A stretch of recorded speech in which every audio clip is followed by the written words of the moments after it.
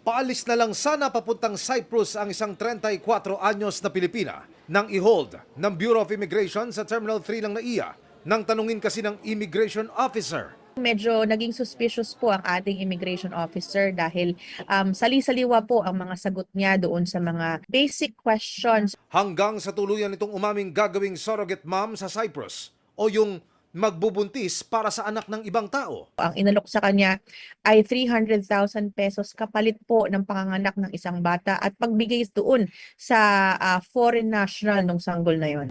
Nakilala umano ng Pinay ang nakausap sa pamamagitan lang ng dating app. Hindi naman malinaw kung paano tatakbo ang proseso ng pagbubuntis pero base sa kwento, Mukhang through IVF po yung mangyayari dahil pina-require po siya na kumuha ng mga medical certificates at meron po silang kausap na IVF clinic doon sa bansang Cyprus.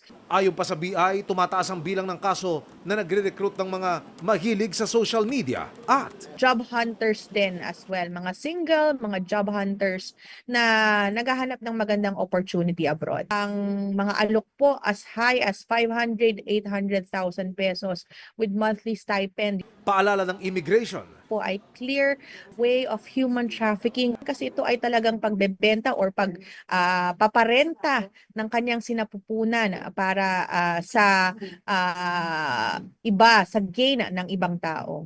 Para sa GMA Integrated News, Emil Sumangil, Nakatutok, 24 Oras.